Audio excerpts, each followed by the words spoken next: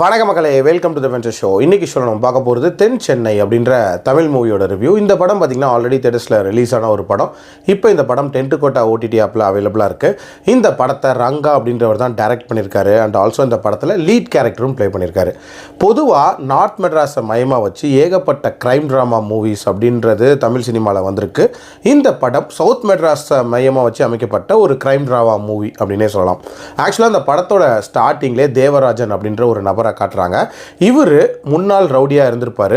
ஒரு கட்டத்துக்கு அப்புறமாட்டு ஒரு மிகப்பெரிய ரெஸ்டாரண்ட் ஒன்று வந்து சவுத் மெட்ராஸில், அதுவும் ஈசிஆர் சைடில் வந்து ஓப்பன் பண்ணியிருப்பார். அந்த தேவராஜனோட பேரன் தான் நம்ம படத்தோட ஹீரோவான ஜேசன். ப்ரெசென்ட்டில் பார்த்தீங்கன்னா அந்த ரெஸ்டாரண்ட் இவங்க கைவசம் இருக்கவே இருக்காது. அதுக்கான காரணம் என்ன அப்படின்றது ஒரு தனி பிளாட்டாக போகும். அப்படியே பேரலாக பார்த்தீங்கன்னா ஒரு செக்யூரிட்டி ஏஜென்சியை காட்டுறாங்க. இவங்களோட வேலை என்ன அப்படின்னா, அதிகமான பணங்கள் எங்கெங்கே இருக்கோ அது எல்லாத்தையும் பாதுகாக்கிறது அப்படின்ற மாதிரியான ஒரு விஷயத்தை பண்ணுறாங்க. அது லீகல் பணமாக இருக்கட்டும் இல்லை இல்லீகல் பணமாக இருக்கட்டும், அதை பாதுகாக்கக்கூடிய ஒரு ஏஜென்சி தான். ஸோ இந்த ஏஜென்சி கிட்ட இருந்து ஒரு கேங் கொள்ளையடிக்கணும் அப்படின்ற மாதிரி முயற்சி பண்ணுறாங்க. அந்த முயற்சி எப்படி போகுது, அந்த முயற்சிக்கும் அந்த ரெஸ்டாரண்ட்டுக்கும் ஹீரோக்கும் என்ன சம்மந்தம், டுவர்ட்ஸ் த எண்ட் ஹீரோ அந்த ரெஸ்டாரண்ட்டை மீட் எடுத்தாரா அப்படின்ற மாதிரி நிறைய விஷயங்களை சொல்லக்கூடிய ஒரு படம் தான் இந்த படம். எனக்கு இந்த படத்தில் பிடிச்ச விஷயம் அப்படின்றது ஒரு மாதிரி மல்டி லேயர்டு ஸ்டோரியாக இந்த கதையை சொல்லணும் அப்படின்ற மாதிரி முயற்சி பண்ணியிருக்காங்க. அதாவது ஒரு ரெஸ்டாரண்ட்டை ஹப்பாக வச்சு அந்த ரெஸ்டாரண்ட்டுக்கு ஒரு பேக் ஸ்டோரி அண்ட் அந்த ரெஸ்டாரண்ட்டை ப்ரெசென்ட்டில் மீட் எடுக்க போராடக்கூடிய ஹீரோ, அந்த ரெஸ்டாரண்ட்டில் நடக்கக்கூடிய ஒரு கொள்ளை சம்பவம், அதை சுற்றி நடக்கக்கூடிய க்ரைம் அப்படின்ற மாதிரி ப்ராப்பராக அந்த ரெஸ்டாரண்ட்டை ஹப்பாக வச்சு லிங்க் பண்ணியிருப்பாங்க அப்படின்னே சொல்லலாம். அது ஒரு இன்ட்ரெஸ்டிங்கான ஐடியாவாக இருந்துச்சு. அதே மாதிரி ஹீரோ பொதுவாக தமிழ் சினிமாவில் ஜஸ்ட் லைக் தட் ஆக்ஷனில் ஈடுபடுறாரு அப்படின்ற மாதிரி காட்டியிருப்பாங்க.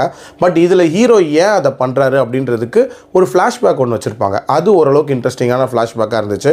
அதே மாதிரி இதில் அந்த செக்யூரிட்டி ஏஜென்சியோட ஹெட்டாக வரக்கூடிய ருத்ரன், அவரோட கேரக்டரை ஓரளவுக்கு நீட்டாகவே டிசைன் பண்ணியிருந்தாங்க அப்படின்னே சொல்லலாம். ஒரு சில மூமெண்ட் ஓரளவுக்கு இன்ட்ரெஸ்டிங்காக அந்த படத்தில் இருக்க தான் செஞ்சிச்சு. டியூரேஷன் வைஸ் பார்த்திங்க அப்படின்னா 2 மணி நேரத்துக்குள்ளே முடியக்கூடிய ஒரு படம் தான். இதை தவிர இந்த படத்தில் பெருசாக சொல்கிற அளவுக்கு பாசிட்டிவ்ஸ் அப்படின்றதெல்லாம் இல்லவே இல்லை. அதுக்கு முக்கியமான காரணம் என்னென்னா, இந்த படத்தோட அந்த மல்டி லேயர்டு ஸ்டோரி இருக்குல்ல, அதை கன்வே பண்ண விதம் அப்படின்றது ரொம்ப ரொம்ப கிளம்ஸியாக இருந்துச்சு அப்படின்னே சொல்லலாம். உதாரணத்துக்கு அந்த செக்யூரிட்டி ஏஜென்சி கிட்டேருந்து கொள்ளடிக்கக்கூடிய ஒரு கேங்கை காட்டுறாங்களா, அந்த கேங் மெம்பர்ஸ்லாம் எப்படி மாட்டுவாங்க அப்படின்றதுக்கான அந்த டீட்டெயிலிங்கே ப்ராப்பராக இருக்காது அப்படின்னே சொல்லலாம். அதே மாதிரி இந்த படத்தில் ஒரு குழந்தைய வச்சு ஒரு சென்டிமெண்ட் அப்படின்ற மாதிரி ஒரு விஷயம் கிரியேட் பண்ணியிருப்பாங்க. அதுவுமே அந்த அளவுக்கு ஆர்கானிக்காக இல்லை அப்படின்னே சொல்லுவேன். ஆல்சோ அந்த கேங் லீடர் யார் அப்படின்றத ஒரு மாதிரி ட்விஸ்ட் மாதிரி இதில் வச்சுருப்பாங்க. அதுவுமே அந்த அளவுக்கு இன்ட்ரெஸ்டிங்கான ட்விஸ்டாலாம் இல்லை. ஆல்சோ இதில் பிளான் பி அப்படின்ற மாதிரி ஒரு விஷயத்தை கொண்டு வந்திருப்பாங்க. அந்த பிளான் பியுமே வந்து ரொம்ப ரொம்ப ஃபோர்ஸ்ஃபுல்லாக இன்க்ளூட் பண்ண மாதிரி தான் இருந்துச்சு. இது மாதிரி ஒன்றுக்கு ஒன்று ரொம்ப முரணாக எடுக்கப்பட்ட ஒரு கதையாக தான் இந்த படத்தை நான் பார்க்குறேன். ஐடியாவாக நல்லா இருந்தாலும் அதை இம்ப்ளிமெண்ட் பண்ண விதம் சுத்தமாக தெளிவாக இல்லை அப்படின்னே சொல்லலாம். என்னோட ரேட்டிங் இந்த படத்துக்கு 2.3 out of 5. டைம் இருந்தால் வேணால் ட்ரை பண்ணி பாருங்கள். அடல்ட் கண்டென்ட்லாம் பெருசாக இல்லை. மீண்டும் அடுத்த விமர்சனத்தில் சந்திக்கிறேன். நன்றி, வணக்கம்.